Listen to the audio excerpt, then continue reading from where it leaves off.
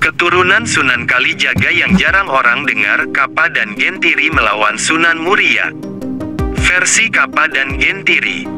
Ini adalah kisahku Kapa dan adikku yang bernama Gentiri. Senjata kecilku sudah ditinggal mati oleh orang tuaku dan kami hidup terlontang-lantung di hutan jati bersama dengan orang Brahmana yang bernama Wikulodang.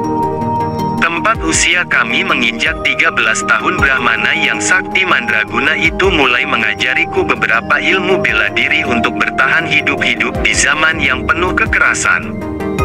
Setelah merasa memumpuni ini bela diri yang cukup, kami berdua kembali beranjak ke hutan jati bersemedi di sana, atau lebih tepatnya mengasingkan diri. Aku Lapaka, rengek adikku Gentiri. Benar sekali, semakin kesini keadaan semakin rumit, ekonomi semakin merosot, banyak sekali anak-anak yang mati kelaparan. Dengan ilmu bela diri yang diajarikan oleh Wikulodang, kami berdua berencana akan menjadi preman di hutan jati, menebas siapa saja yang lewat dan kami ambil hartanya. Demi makan kami tidak pintar sedikit pun meski di usia kami masih terbilang remaja tanggung. Berbulan-bulan kami melakukan kejahatan tersebut dan tidak sedikit orang yang terbunuh oleh kami. Sang Brahmana merasa khawatir dengan sikapku ini. Rupanya dia tidak ingin kami menjadi seorang penjahat di hutan jahat. Pada akhirnya Brahmana itu mengirim kami kepada pembukaan agama terkenal saat itu. Meskipun berseberangan ajaran dengannya, namun dia yakin jika Sunan Ngerang dapat mendidik perilakuku dan juga adikku. Singkat cerita, 2 tahun sudah kami belajar bersama dengan Sunan Ngerang. Banyak ilmu agama yang diberikan olehnya, bahkan bukan hanya itu, ini bela diri juga. Dari sinilah kami menyadari jika ilmu kami yang diajarkan oleh Sang Brahmana sebenarnya kurang, apalagi ketika melihat laki-laki dari kalangan kerajaan. Dia begitu terampil dalam memainkan ilmu bela diri, bahkan senjata apapun yang dipegangnya langsung dengan terampil memainkannya. Dia bernama Raden Umar Sahid.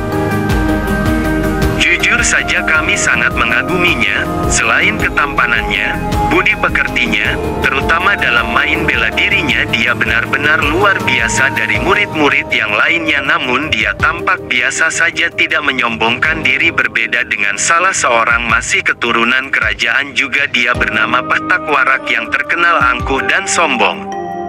Kakang Umar Sahid, bolehkah Kakang mengajariku cara bermain tombak? Pintaku ketika Kakang Umar Sahid tengah dulu sendirian.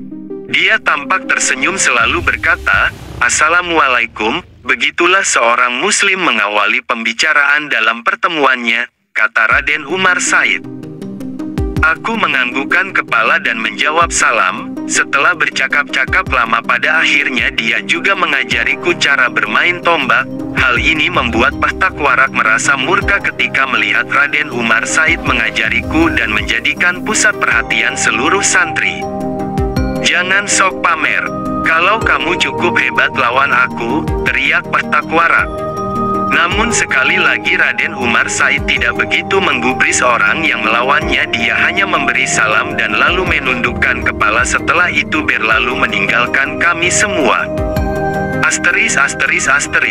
Beberapa tahun kemudian aku dan adikku Gentiri kembali pergi dan menjadi pencuri di pelosok negeri ini. Bukan masalah soal agama atau ilmu yang aku pelajari kurang, tetapi soal ekonomi yang terus mendesak kami harus menjadikan kami seorang pencuri. Dengan ajian yang aku miliki, semua orang tak dapat menangkapku termasuk adikku. Jangan leluasa kami mencuri siapapun, terutama mereka yang lewat hutan jati. Tetapi kali ini aku dan adikku tidak membunuhnya, membiarkannya, atau lebih tepatnya mengikat mereka di bawah pohon. Ada undangan dari Guru Sunan Ngerang. Besok malam akan ada perayaan hari kelahiran putrinya. Gentiri memberitahuku selepas menghitung hasil curian dari rumah seorang adipati yang terkenal masyar saat itu. Tidak ragu-ragu kami mendatangi undangan tersebut. Benar sekali, di sana semua muridnya terkumpul. Kamu merasa paling buruk di antara murid-muridnya karena kami merasa menjadi orang paling gagal, sedangkan Raden Umar Shahid kagumi dengan kesaktiannya itu. Sekarang dia menjadi ulama besar di Gunung Muria, bahkan beliau dikenal sebagai Sunan Muria. Begitu pula dengan Petak Warak yang sekarang diangkat menjadi seorang adipati dan tingkahnya semakin sombong.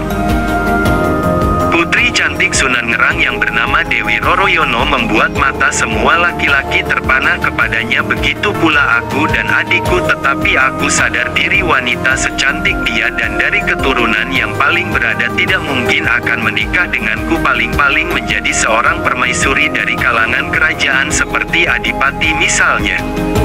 Makanya dalam hal ini kan hanya fokus makan dan hanya melirik sekali.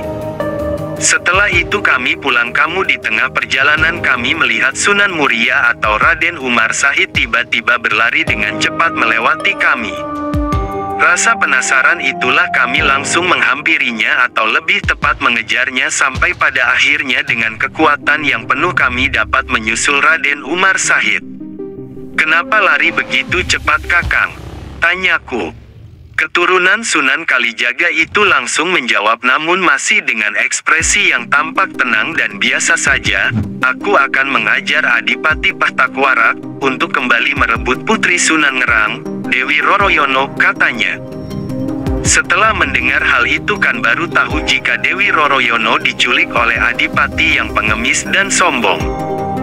Kami menawarkan jasa kepadanya. Kami akan membantu mengembalikan Dewi Roroyono yang nantinya akan dinikahkan kepada Sunan Muria, dan membiarkannya untuk kembali ke pondok pesantrennya jika di sana banyak wali santri yang datang dari negeri seberang untuk meminta Raden Umar Shahid mengajari ilmu agama kepada anak-anaknya.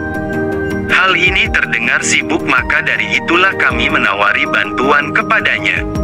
Raden Umar Shahid setuju dan pada akhirnya kami berhasil merebut Dewi Royono dengan bantuan sang Brahmana Wikulodang yang sakti mandraguna dapat mengalahkan Petak Warak, setelah itu mengembalikannya kepada guru kami.